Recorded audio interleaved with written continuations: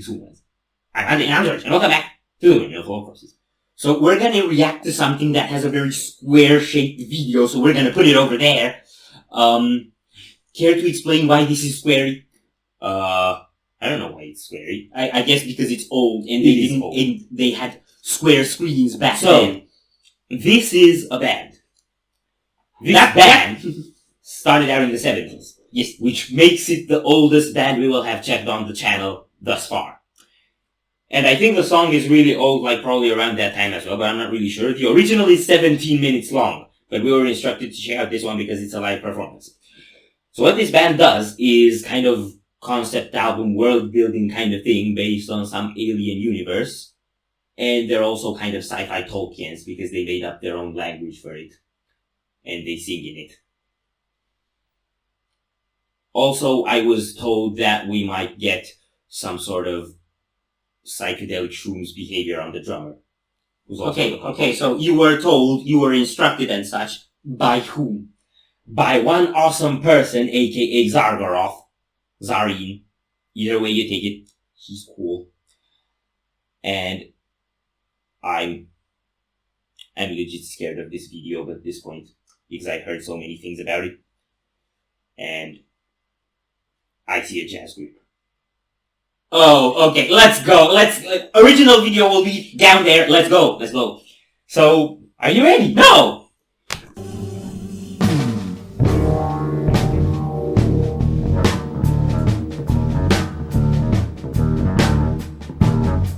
I'm already smelling shrooms.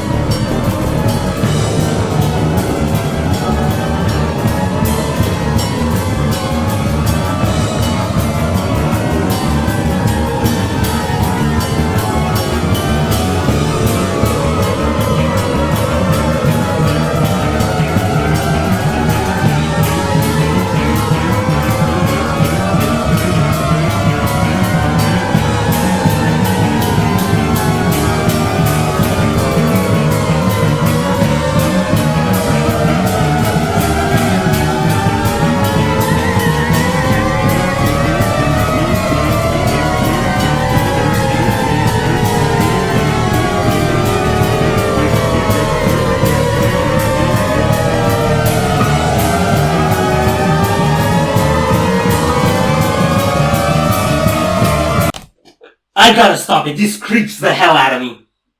This literally sounds like the soundtrack to some Ewok sacrificial ritual. And I want Ewoks are too nice.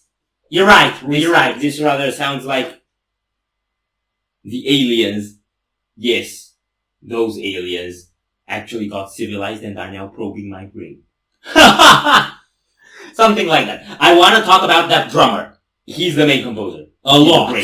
I have a lot of things to say about that drummer. First of all, he looks kind of like Danny DeVito. Yes, he does. I didn't think so. Definitely not given the hairdo.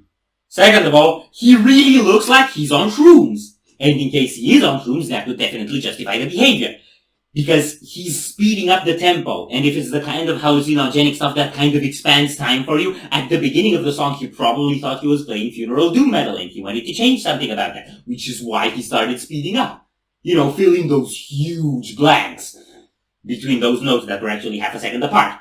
That's my theory. Also, his cymbals are like 1,000 miles away from him. And something tells me that's not very practical, although I suspect this band isn't entirely about practicality. And their vocals sound like, weird. I can already see how much they're getting to you, because trying to listen to you right now isn't very different from trying to listen to them. Another thing I want to say about the drummer is, I think for a near third of this album, of this song, I wouldn't go for a whole album at this point. I don't think I could. I could try. He used, except for the kicks, almost exclusively the snare.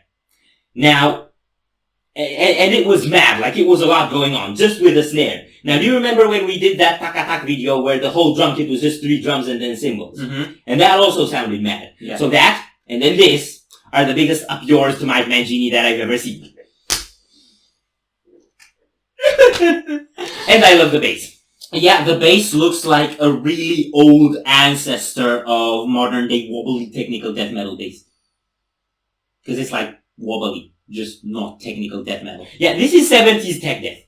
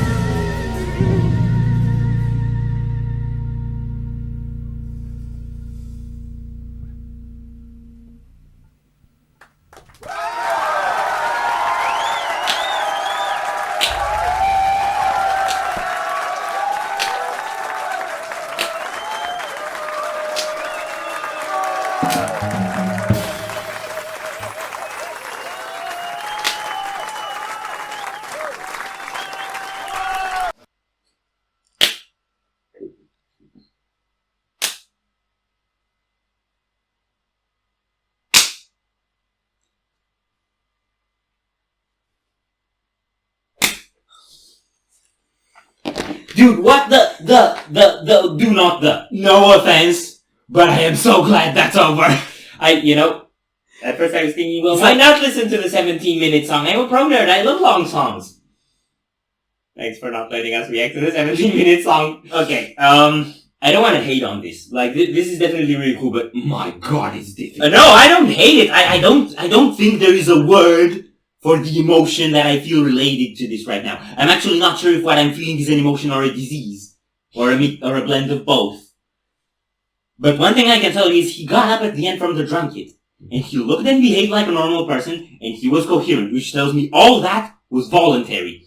Which is, I guess, admirable? Oh man. I didn't really hear the guitars. The bass sound through all of that was mad. The vocals were, I was gonna say about the vocals. Zargarov. You mentioned it was an invented language. You failed to mention that it was all vowels.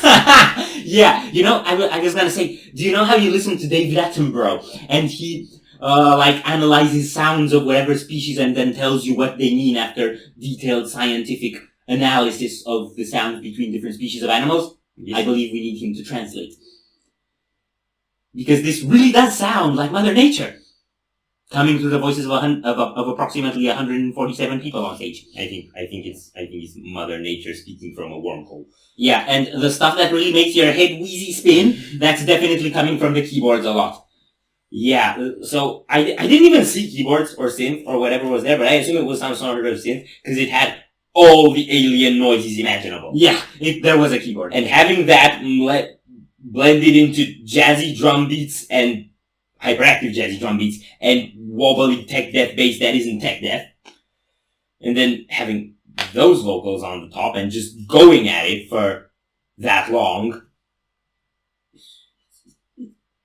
I can't. I don't know what is the point. And I don't mean that in a bad way. I just mean I think they actually want to leave you scratching your head. I might end up scratching a lot more than my head. And no, don't imagine stuff. No, don't. I'm sorry. Let's go. Zargarov, we gotta do more suggestions from you because we never know what's gonna hit us and it's scary. And I like being scared. I'd rather be scared on camera for the Windmill than in real life.